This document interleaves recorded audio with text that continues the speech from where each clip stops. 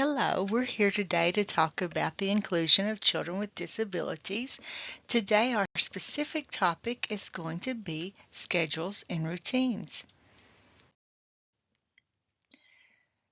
Josiah Bancroft stated that routine is rather like egg whites in a batter. It imparts little flavor, but it holds everything together. And we're going to find how routines support our schedules and how that they are the things that hold the day together.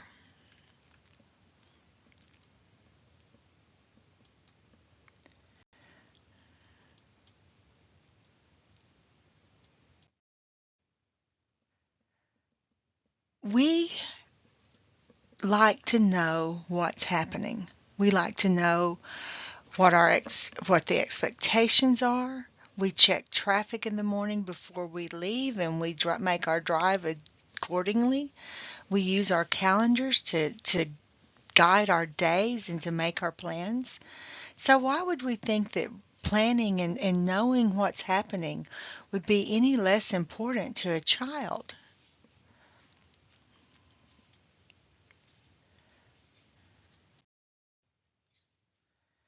So let's think about routines versus schedules.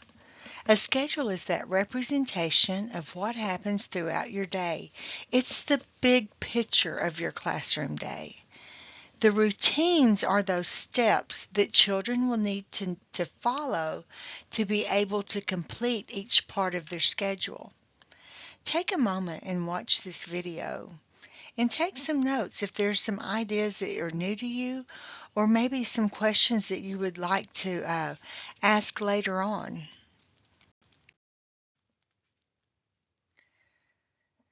Routines and schedules should be consistent and predictable. They allow children to anticipate what will happen next. They provide the stability for the kids, and they need to be simple. And a good schedule increases children's independence. Studies document that schedules and routines influence children's emotional, cognitive, and social development.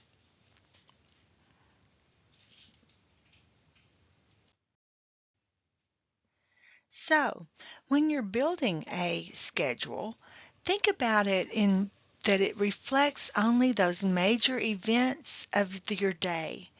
You want to keep it simple. You also want to include times when children are free to choose other activities. Give a choice. Include small and large group activities.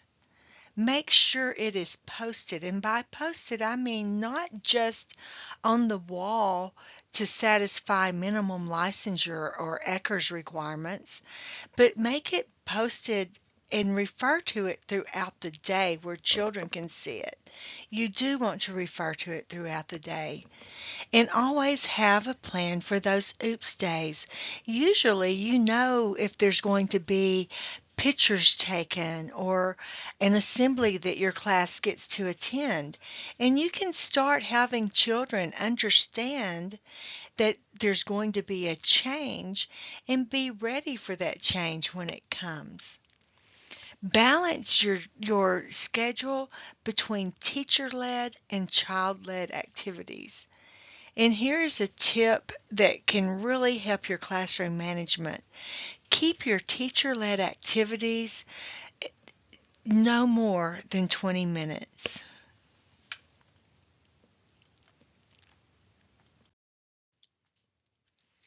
So if you want to check your schedule, you can follow this link and it will take you to Designing Classroom Schedules and Routines. Lets you look at your schedule and you can think about it as whether it's active or passive and who is leading it. And if it is a large group activity or a group or a small group or individual. And you can see if your day is balanced and that there's changes so children are getting to experience different types of activities during the day.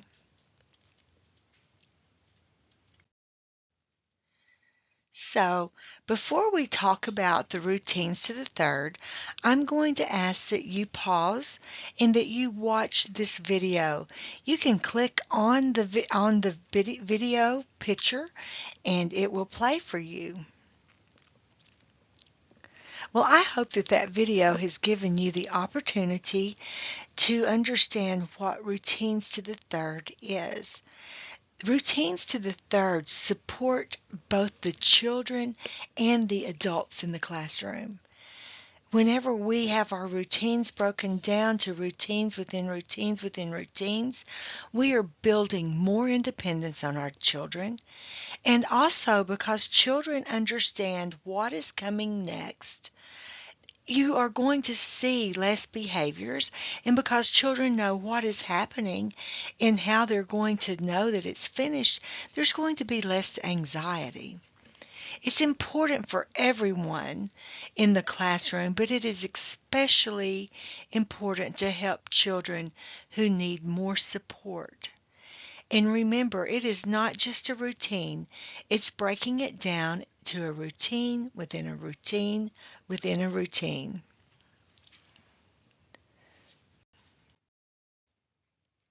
So let's look at this example.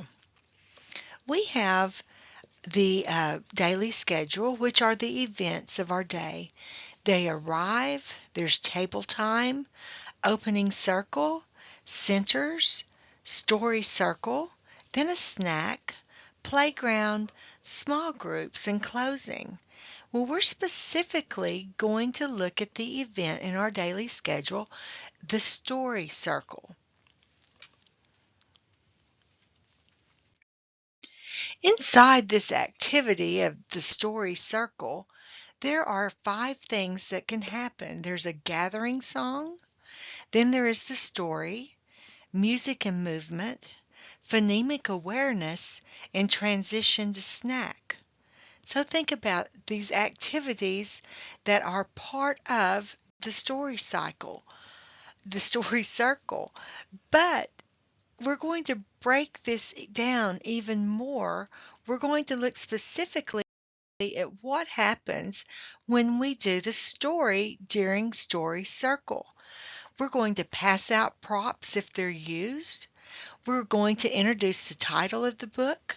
We're also going to introduce the author and or the illustrator. We'll read the book. It can be a picture walk. It could be read to text. It can be act out the story. There are different ways that we can read a book in Story Circle. And when it's over, we're going to collect the props if we've used them. So we can see that the activity Story Circle has become a routine, the story, and all of the parts in being able to present the story.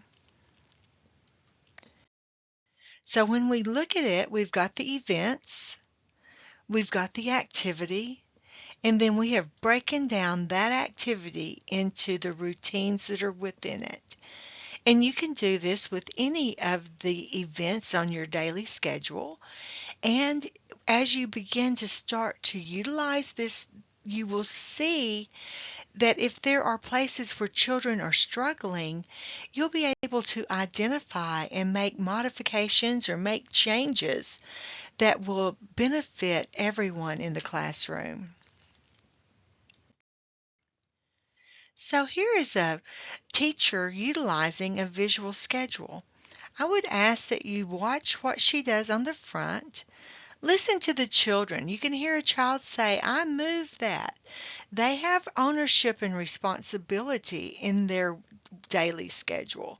But pay close attention to what happens when she flips her board over to the back, and see how she is utilizing those routines within the routines within the routines as she is preparing her class for what is going to happen that day.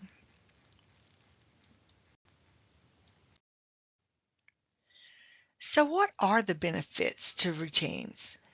They let us know what to teach, when to teach it, how to teach it, and what comes next. So then we're going to talk about transitions for the whole class. We would like to have you watch this video, and then we're going to come back and we're going to talk about some strategies that you can use to help your transitions go smoothly. So remember, when you're transitioning the whole class, provide warnings prior to and let children teach them what these are going to be. They can be visual, such as a flashing of a light or raising a hand, or a sound. You may utilize a callback song. Whatever is your warning to give them that there is going to be a transition coming. Use games and songs to get children engaged. And remember, you've got to teach each transition step in expectation. And when children are doing things correctly, give that positive feedback and support the children who have the most need. If you need to have someone sit beside you and be ready to transition when you are, maybe you can give them a job. And we're going to talk about that on the next slide. So what about children who are having more difficulty? We can have an individualized prompt, and it could be as simple as before you make the general transition prompt to the whole class, go around to that child who has difficulty and let them know that it's coming. Let them know that that transition is fixing to happen. Sometimes you need to have a time timer. These are like what we see on the picture on this slide, where we can tell a child 5 minutes and they can see the red when we put it to 5 minutes, and they can watch the red disappear and actually understand the passing of time when they cannot tell you what 5 minutes looks like. It is always appropriate to use a first and then board for children who are having difficulty. First, we will wash our hands, then we will eat lunch. Or first we will clean our sensors, then we will line up to go outside. Let them know what is expected and then what they have to look forward to. Use pictures. Pictures are a great way to prepare children for transitions. And also, it is okay for them to have a transition object, whether it is a favorite toy that gives them comfort as they're moving from place to place, or maybe they were having an exceedingly wonderful time in the sand pit and they weren't ready to go to transition to carpet. It is okay for the child to bring one little toy from the sand pit with them to the carpet. And I can almost guarantee that before you've gone very far in your group teaching, they're going to be ready to hand that over because they're going to be engaged in what's happening, not worried about what they had to leave behind.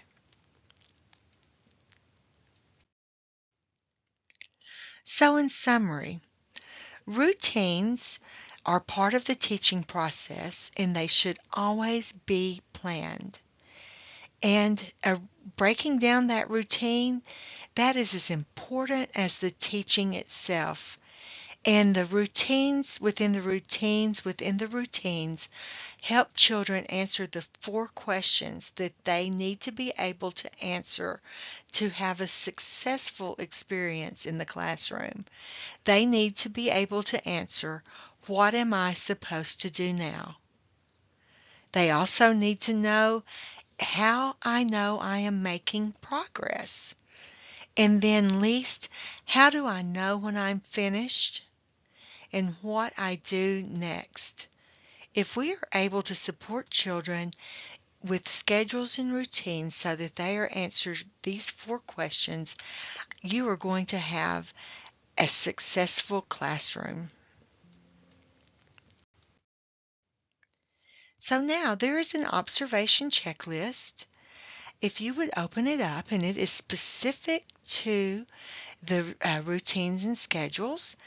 And if you are going to do a self-assessment, you can go through this observation checklist. You could also give it to your teaching partner and let them observe you and see how you're doing, and you can do the same for them. If you are part of our Inclusive Practices Basic program, uh, whenever you have someone come into your classroom for an observation, they will be doing a targeted observation from the observation checklist, or they call it a focused observation from the observation checklist. Thank you for your time, and I've enjoyed being able to discuss this with you. If you have any more questions, please feel free to contact your supervisor, and they will guide you to the right place.